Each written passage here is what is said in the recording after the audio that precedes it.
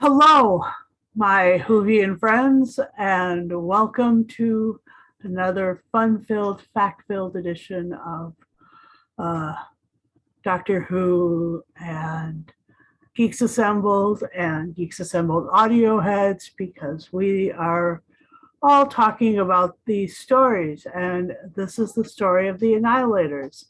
Mhm. And it's the third Doctor and the second Doctor and the Brigadier and Liz Shaw and Jamie McCrimmon and some gooey aliens and some big voiced tough guy aliens and yeah, so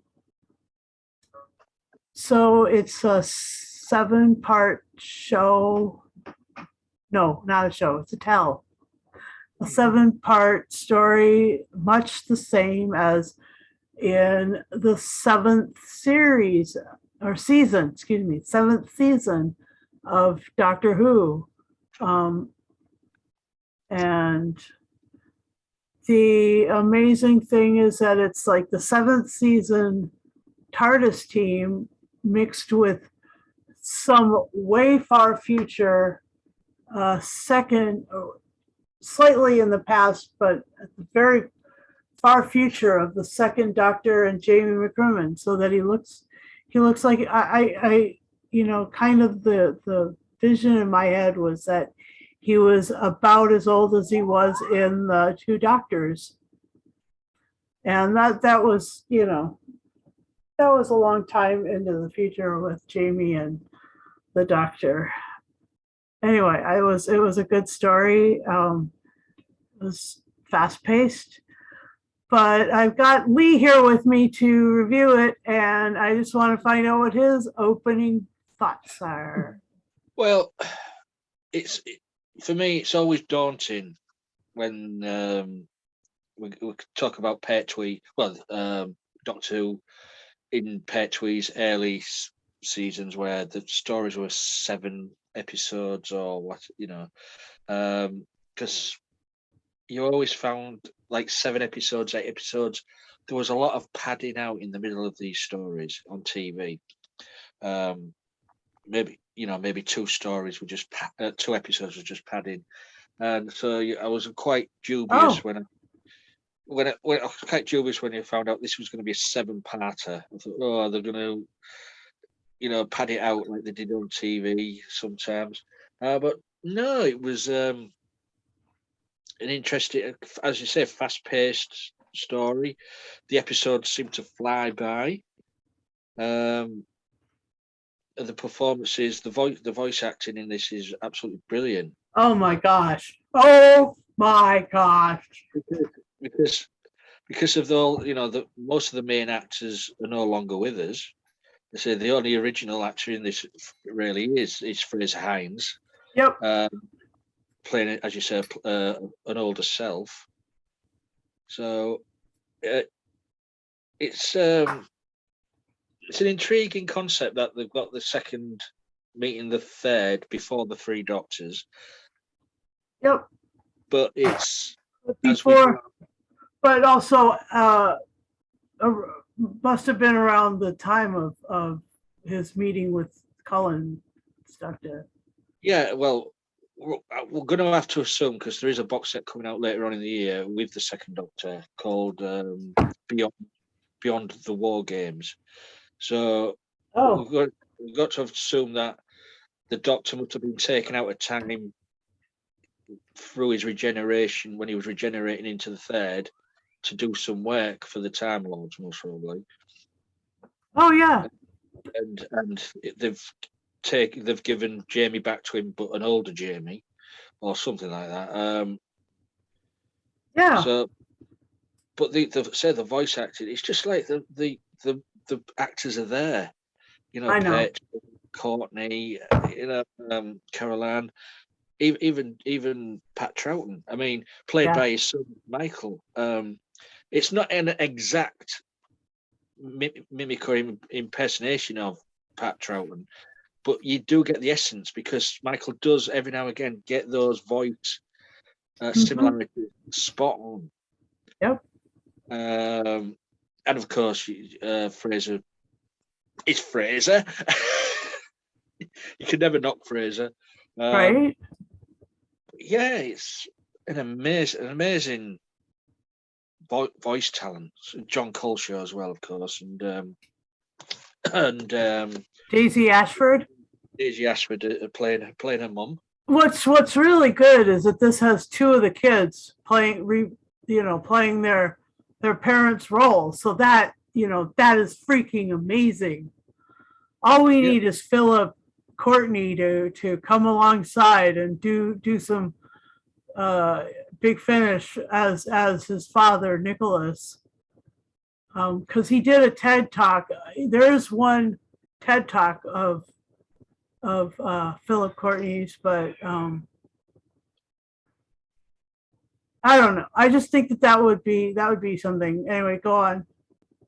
I mean, I'm all for recasting, and as long as Big Finish will always, now they've jumped onto the bandwagon of recasting, will always recast the ideal actors for the voice work. Yeah. So what about that Chris Thompson guy? Do you think that they've ever spoken to him and in doing Patrick Troughton? Who knows? I know he does a good Capaldi as well, doesn't he? Yeah. I think it's him who does the Capaldi one as well. Yeah. Yeah, you've got Jacob Dubman doing the 11th. Yeah, that really is quite remarkable.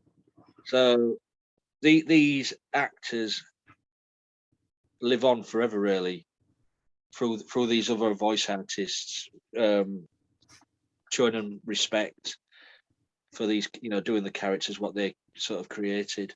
I just loved it. Some people are dead against recasting. I'm not naming no names, but we know a few people. Yeah, I know. But I'm all for it. As I say, a 7-part story, and you get 2 doctors for the price of one. We don't get to meet the second doctor until the end of the 3rd episode. That's true. But I'm okay with that. Yeah, because they had to start the characters of the unit people and the alien people and those other. They had to get some things on, But the good thing what I like about it is the sort of getting the characters so like what they was back in the day. You've got the Brigadier blowing things up. Yep, that's true. But and you've just like the Silurians. You say Liz Shaw has been so technically minded, and I think it's a great story. And the Brigadier calls her Dr. Shaw.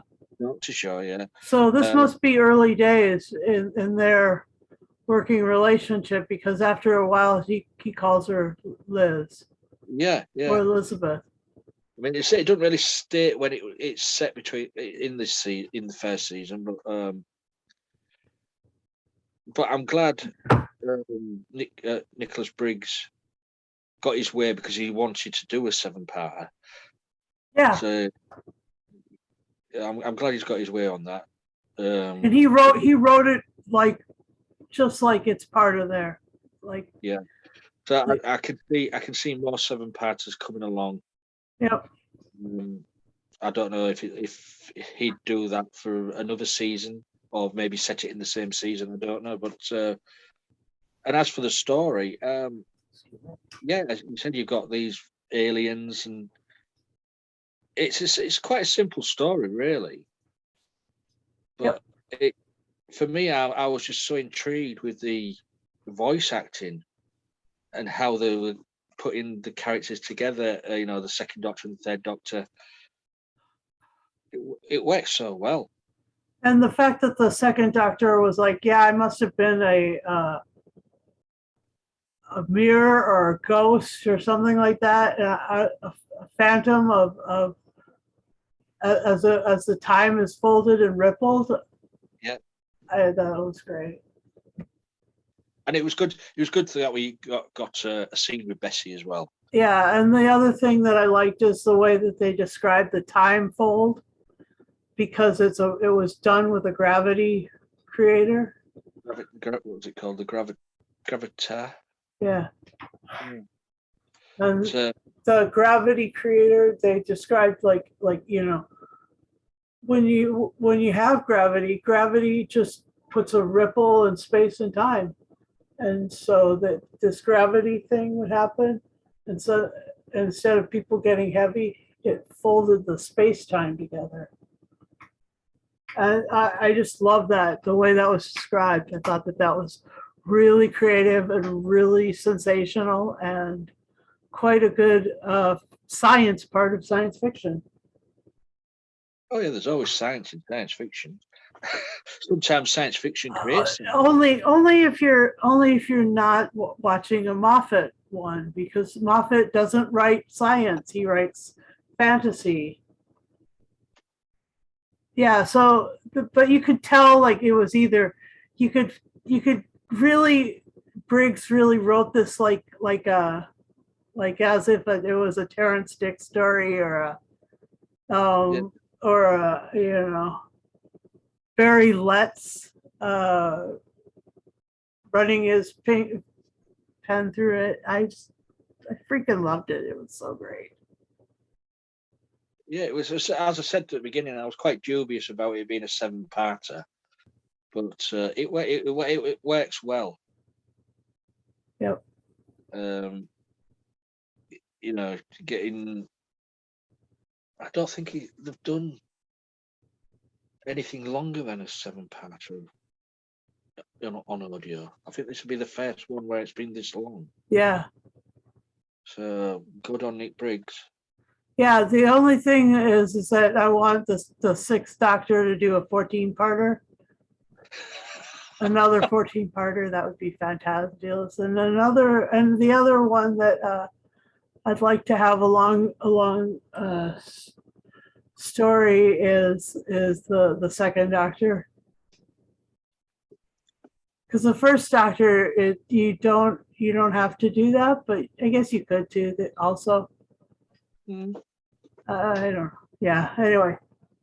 I mean, we are, as I said, we're getting a Second Doctor box set. I think it's about October. I think sometime. Be good if it was 6-parter, right? Well, it's going to be a box set. I don't know, maybe 2 or 3 stories, or it could be 1 story, 8 parts long. I don't know, but all I know is it's called Beyond War Games. Okay. And it's Michael Troughton and Fraser, as far as I know. Oh, good. So looking forward to that. But also, again, I'm looking forward. I like Michael Troughton as the Second Doctor. I really have to admit that makes me quite happy. I was hoping he had some very similar voice attributes to his dad, and he has, but you can tell it's not Pat, but he still gets it. Yeah. All the oh my giddy ants. Yeah, that was awesome. Also, I am looking forward to, is it this month or next month's First Doctor adventures, because we've got a new First Doctor.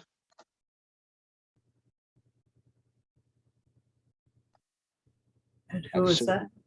Susan's looking puzzled. I am. Yeah, there's a new, First Doctor Adventures is coming out. I think. Is it David Bradley? No, it's not David Bradley. It's some other guy. Oh. Doing the First Doctor. Huh. Ah. Well, I didn't know that, and now I'm all intrigued and puzzled, as you have said. I'm just trying to think of his name, but it'll come to me. It will come to me as I go on the Big Finish app. I have never. Oh yes, I have never. I haven't heard this. Here we are. Oh, it's this month. It's coming out this month. It's called The First Doctor Adventures, and the box set is called The Outlaws. And the cast, it's 2 stories, 1 4-part and 1 2-part. And the cast playing the Doctor is someone actor called Stephen Noonan. Oh. And it's and the stories with Dodo as the companion. So who's playing Dodo? Lauren Cornelius. Okay. So they've cast a Dodo. Yeah, I'm just sad that Jackie Lane just passed away. Yeah, but there she gave up acting years ago, did Jackie Lane? So. I know, and she didn't do the convention circuit. She was. But yeah, I'm looking forward to it. It's coming out this month.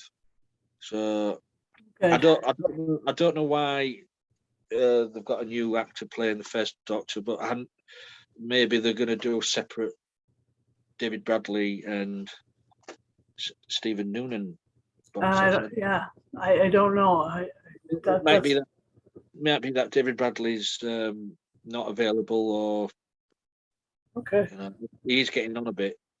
That's also true, and he may be doing like some other works, because he did that whole all the Game of Thrones that. Oh yeah. In the mix. But let's get back to the Annihilators. Yeah, let's. What's your favorite moments? Well, one of my favorite moments is where the second Doctor is confusing. He's a prisoner strapped down, but he's confusing the aliens. Oh yeah. And then he's also so clever. He's also using the sonic screwdriver to loosen his strappings. Yeah. So they're like, "What's that noise?" What's that noise? I always like also, as well as when Liz is trying to tell the third Doctor that she's bumped into Jamie or the second Doctor, also interrupts him, so that she never gets to finish off telling him that. So, but that's what they mostly would have done in the TV show, wouldn't they? Right. So yeah, I do. And then when they do meet, it is like, it is like the 2 Doctors meeting. It is. They were so sassy back and forth, and they were arguing and not getting things done. And finally, Liz had to step in and say, "Can we focus on the task at hand? Let's do some science, fellows." That was so great. Yeah, it's a pretty well put together story, adventure. It's just, it does have the feel of the first season for Pertwee. Yeah. And say Tim Trelaw, of course, what an amazing actor. Yeah, I agree. He's not given enough thumbs up, in my opinion. Because he's been doing this quite amazing rendition of the Doctor for a number of years now. And I mean, he doesn't sound at all like that when he speaks normally. He doesn't sound at all like his acting of the third Doctor. He sounds like somebody else. And so, I mean, it is incredible acting. And let's see But I'll tell you something, on my wish list for the third Doctor era, please, Nick Briggs, give a script to John Coleshaw, Roger Delgado. Come on, the master. Yeah. He can do Delgado's. We need more Master and Third Doctor adventures. Yeah, that would be fantastic. That would really be amazing. Maybe maybe after Frontier in Space, because that was the last time we saw Delgado. So that would be fantastic. Oh my gosh. It would be nice to maybe have, Third Doctor Sarah Jane coming up against the Delgado Master. Yeah. With Sadie Miller as Sarah Jane Smith. Yeah. Yeah. I mean, it's mostly got scripts written and everything like that, because you know what Big Finish are. They're always thinking ahead. Yeah. And hopefully, fingers crossed, let's have some more Master and Third Doctor action. Yeah, I think that would be great too. I really loved. I love John Colshaw, the fact that he reprises the Brigadier, and in this he's when he's blowing stuff up, he's making questioning of aliens like his priority, and how he's trying to motivate people, and all the action scenes, like the you could see it done with Havoc, in your mind. It was really good like that, and then that fight scene was really incredible too, and so I just think that I can't really say enough about the Brigadier, because no matter what, he is before all else. He's Bay, it's so good, the rendition of him, and the way he and the way Culshaw and Ashford do the unit thing, who's in charge, what's that back and forth political positioning thing that happens a lot with UNIT, that those two just nailed that, and that's really fun. And yeah, I just think the world of this, John Culshaw anyway. Well, John Colshaw, they'll give him a script, he'll do it. He'd mostly do all the voices, wouldn't he? He could. He honestly, he was so good as the Fourth Doctor back in the day during Spitting Image, or what was it? Yeah, Spitting Image, or Dead Ringers. That was it. Dead Ringers. God, yes. And then he did the phone calls back to the actors. That was hilarious. He's fantastic, and yes indeed, he can do all the voices. And I agree with you, Lee. I think that it would be fantastic to have him as the Delgado Master. So yeah, more Culshaw, more of this Nicholas Briggs, please. By your beard, we ask you. Please bring this to pass. Anyway, so what's your final say and score? This story, the Annihilators, captures the essence of the first season on TV. I can't fault any of the voice acting. It was a joy to hear Michael Troughton as his dad. It's always a joy to hear Tim Trelaw. Daisy Ashford. John, as you say, John Colshaw can't do no wrong. And good old Fraser, bringing up the rear, of course. Yeah, 7 parts, not too long, and no padding. There's no padding. That's it, because I was always worried about padding, but no, there was no padding. It was boom, boom, bang, bang, bang all the way through. Yeah. So, on that note, I'm going to give this 10. Hairy leg Scotsman out of 10. That's great. As the second Doctor said. Yes. And I will give this. I'll give this 10. 10 slimy, stinky old aliens out of 10. I resemble that remark. Anyway, it's funny. Let's go. Let's do some more of these. These are fantastic, and put them anytime in that those early TARDIS teams. Oh my gosh, of the Third Doctor, I just love it. And I really loved I really loved the reckoning that they all had. That was so fun, and how they were so thoughtful. All the script was written so that these characters were so thoughtful and so intellectually astute. I just think the world of that. I think it's great science fiction, and yeah, that whole the whole idea of the folding of time was brilliant, especially since it didn't have to do it with the TARDIS. They just did it with science, and that was incredible. So yeah, those are my those are our thoughts on the Annihilators.